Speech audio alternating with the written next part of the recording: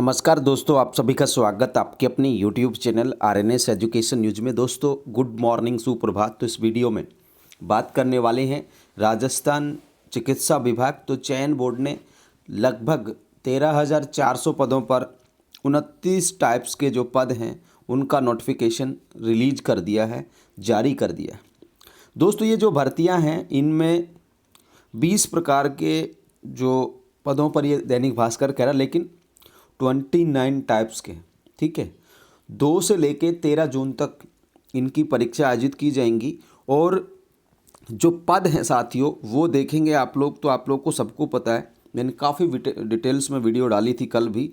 तो राजमेश जो medical college हैं इनका जो पदों की संख्या है 4,466 तो हैं। नर्स ग्रेड सेकंड के 18,900 इसमें पेमेंट मिलेगा। दोस्तों एक चीज़ मैं आप लोगों को बता दूं, काफ़ी सारे लोग जो है ना कंफ्यूज रहते हैं, रटी रटाई बातों पे यकीन करते हैं और फेक जो चीज़ें होती हैं ना उन पर यकीन करते हैं।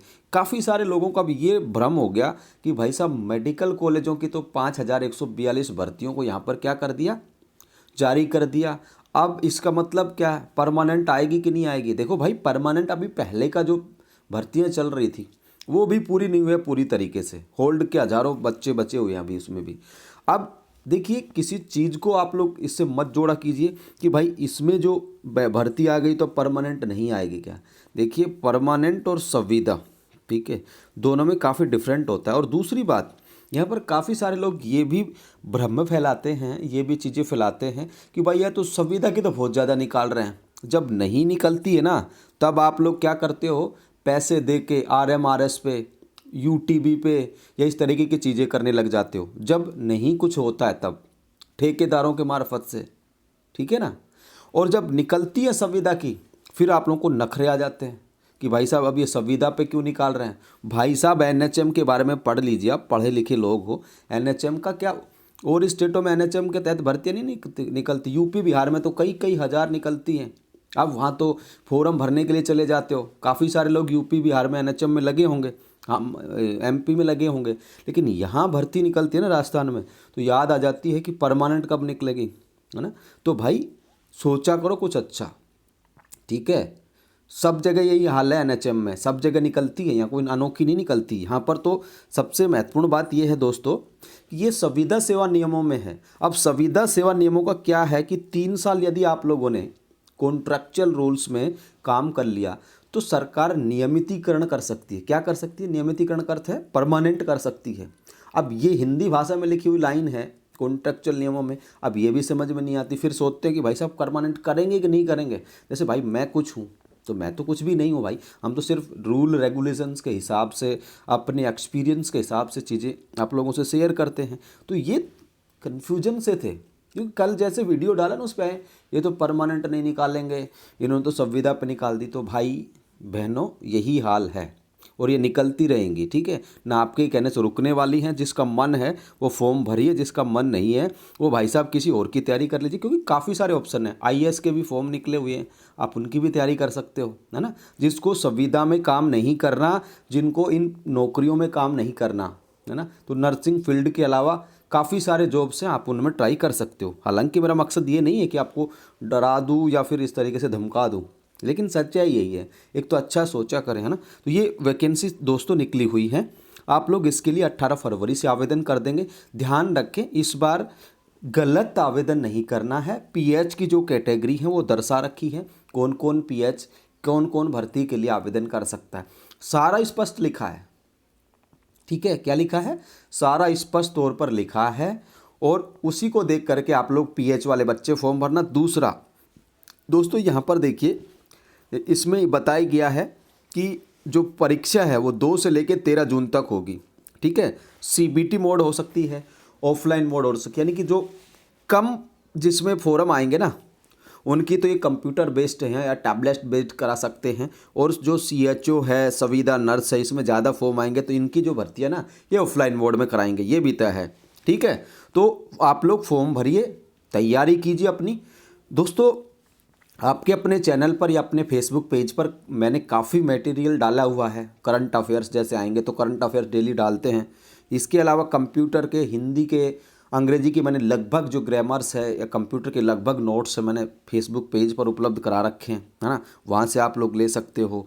और हम भी आप लोगों को कुछ वीडियो डाल करके हिंदी, अंग्रेजी या कंप्यूटर की कुछ टॉपिक्स क्लियर करवा देंगे।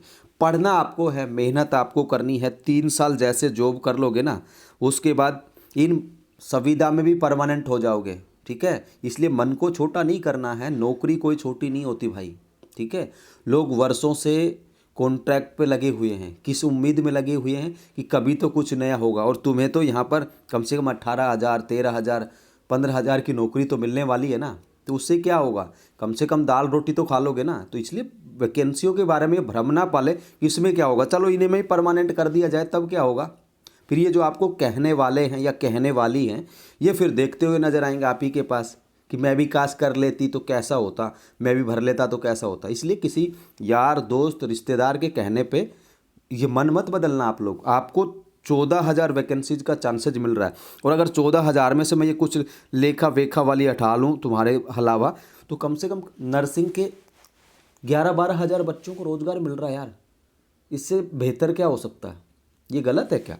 तो इस तरीके से परसेप्शन मत बनाओ कि इस तरीके की भर्ती है, इसमें तो ये हो जाएगा, ये हो जाएगा। परमानेंट जो 4,000 की है ना नर्सिंग स्टाफ की, वो आएगी, और वो 4 क्या उससे ज़्यादा पे आएगी, ठीक है। लेकिन पहले जो आगे उसकी तैयारी तो करो भाई। इनकी जो परीक्षा होगी ना जून में, तब तक परमानेंट की आप लोग सोच सकते हो 4,000 की, तो उससे पहले इसकी तैयारी कर लो। कोई गलत है क्या, या आपको परमानेंट में हो जाएगा इसे छोड़ देना, कोई आप लोगों को रोक रहा है क्या कि भाई रोक लेंगे, नहीं यही करना। तो दोस्तों थोड़ा अच्छा सोचा करें, क्योंकि हमारा काम है आप लोगों को समझाने का, बताने का। करना आप लोगों को, मेहनत करो।